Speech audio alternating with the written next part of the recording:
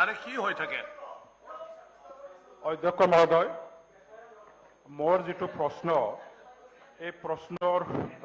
আমাৰ মন্ত্ৰী মহোদয়ে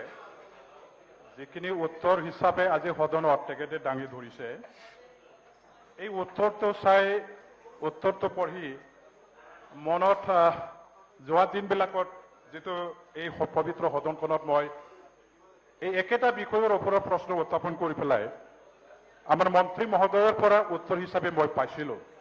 তেখেতে কৈছিলে যে আপুনি নিৰাশাবাদী হ'ব নালাগে আশাবাদী হওক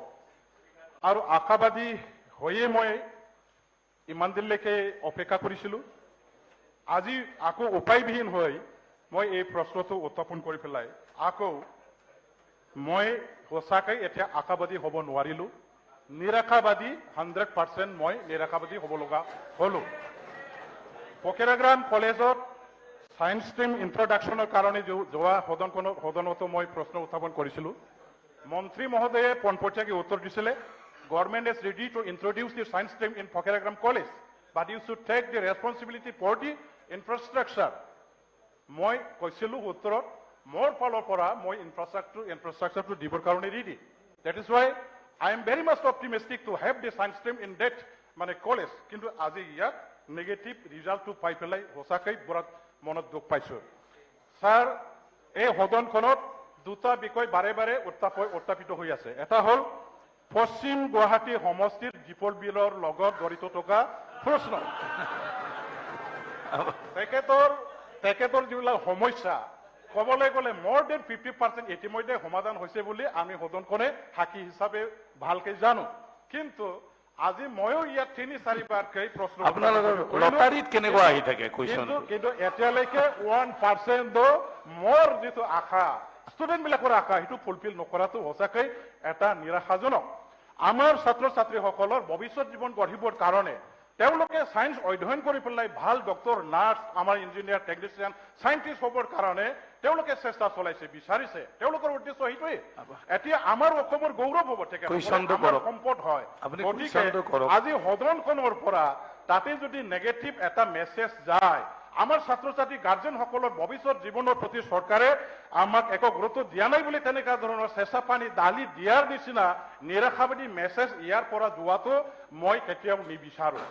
আমাৰ ছাত্ৰ ছাত্ৰীসকলৰ দাবী দাৱা পূৰণ হওক আৰু মই যিটো জানো ইয়াত অহাৰ পাছত যে any problem can be solved on this floor of the house গতিকে that message should go' that government is very much serious to introduce the science stream in Fakiragram college সেইখিনি যাতে চৰকাৰৰ ফালৰ পৰা এই ফাইনেন্সিয়েল ইয়াৰত ফকিৰাগ্ৰাম কলেজখনৰ সায়েন্স ষ্ট্ৰীমৰ ছাত্ৰ ছাত্ৰীসকল আৰু অভিভাৱকবিলাকৰ দাবী আৰু তেওঁলোকৰ ভৱিষ্যত জীৱন গঢ়িবৰ কাৰণে যিটো আশা সেইটো যাতে ধ্বংস নহয় ইয়াৰ কাৰণে সায়েন্স ষ্ট্ৰীমটো গভৰ্ণমেণ্টৰ ফালৰ পৰা ইন্ট্ৰডিউচ কৰিবৰ কাৰণে যাতে মানে পদক্ষেপ লোৱা হয় গভৰ্ণমেণ্টে ইয়াৰ ওপৰত কি নিৰ্দেশটো দিয়ে ইতিমধ্যে 50টা সায়েন্স ষ্ট্ৰীম কলেজবিলাকত দিয়া হ'ল 50খন কলেজত ওপৰঞ্চি আকৌ নেক্সটত 5টা কলেজত দিয়া হ'ল এটাটো কিয় কনচিডাৰ কৰিব নোৱাৰিলে কোকাজাৰলৈকে কিয় যাব নোৱাৰে চালবাৰীলৈকে ভৱানীপুৰলৈকে মাত্ৰ যায় সেইফালেও অলপ চৰকাৰৰ কৃপা দৃষ্টি পৰাটো মই সেইটো চৰকাৰৰ পৰা আশা কৰোঁ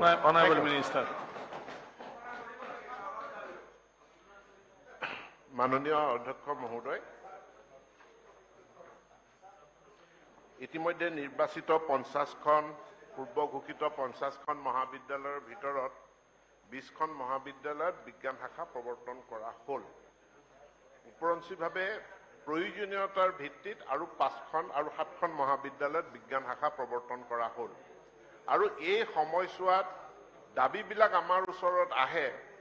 কিন্তু তাৰ লগে লগে আমি এতিয়া এটা মেপিং কৰিছোঁ অধ্যয়নো কৰি লৈছোঁ যে প্ৰকৃতাৰ্থত সেই মহাবিদ্যালয়খনত সায়েন্স ষ্ট্ৰীমটোৰ প্ৰয়োজন আছে নে নাই নে ওচৰতে আৰু এখন মহাবিদ্যালয়ত সায়েন্সটো চলিয়ে আছে ওচৰত যদি এখন মহাবিদ্যালয়ত সায়েন্স চলিয়ে আছে প্ৰতিযোগিতামূলকভাৱে কাষতে আৰু এখনত সায়েন্স খুলি দিলে দুইখন মহাবিদ্যালয় পিছত গৈ সাফাৰ কৰে দুইখনেই ষ্টুডেণ্টৰ কাৰণে টনা আজোৰা কৰিব লগা হয় মই আগতেও এই সদনক জনাইছোঁ অধ্যক্ষ মহোদয় যে আমাৰ মহাবিদ্যালয়সমূহত যিমানসমূহ আসন থাকে বিজ্ঞানত সকলো আসন পূৰা নহয় তাত আমাৰ আসনসমূহ খালী হৈ থাকি যায় আমি সেইকাৰণে বিদ্যালয় শিক্ষাতে এতিয়া বিজ্ঞানৰ জনপ্ৰিয়তাৰ কাৰণে আমি কাম কৰি আছোঁ আমাৰ যি মেপিং কৰিছো প্ৰয়োজন ভিত্তিক তাৰ ভিতৰত যদি ফকিৰাগাম মহাবিদ্যালয়খন অন্তৰ্ভুক্ত সেই মেপিঙত যদি আহে কাষত যদি অন্য কোনো মহাবিদ্যালয় ওচৰত যাব পৰাকে ছাত্ৰ ছাত্ৰীৰ সা সুবিধা নাই তেনেহলে খুব খৰকটীয়াভাৱে আপোনাৰ মহাবিদ্যালয়খনো বিবেচনাৰ মাজলৈ আহিব ধন্যবাদ স্যাৰ জাস্ট এক সেকেন্ড পকেৰাগ্ৰাম টাউন ইতিমধ্যে সেইটো আমাৰ মিউনিচিপালিটিৰ বোৰ্ড হিচাপে গভৰ্ণমেণ্টে যোৱা 6 বছৰ আগতে ঘোষণা কৰিছে আৰু পকেৰাগ্ৰামত গভৰ্ণমেণ্ট অফ ইণ্ডিয়াৰ ভালেখিনি তেনেকুৱা ধৰণৰ অফিচ আছে তাত বাহিৰৰ পৰা বহু ছাত্ৰ ছাত্ৰীসকল আমাৰ আউটসাইড ষ্টেটৰ পৰা চাকৰি কৰাবিলাকৰ আছে আৰু মানে আমাৰ পপুলেশ্যন যিটো ডেনচিটি আৰু ছাত্ৰ ছাত্ৰীসকলৰ যিটো সংখ্যা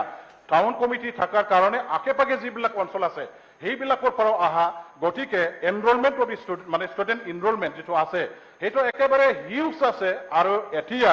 তাতে সেইটোৱে মেজৰ ডিমাণ্ড হৈ আছে এই অঞ্চলত টাউনবাসী আমাৰ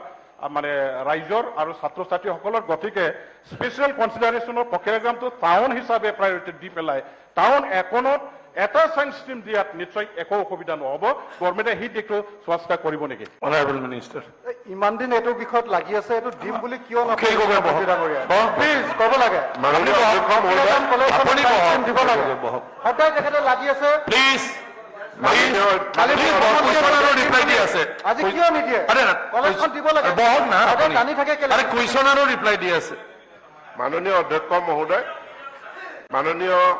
সদস্যগৰাকীয়ে যিখিনি জাষ্টিফিকেশ্যন দিছে সেই জাষ্টিফিকেশ্যনখিনি আমি পৰীক্ষা কৰি চাই খুব সোনকালে আমি সিদ্ধান্ত ল'ম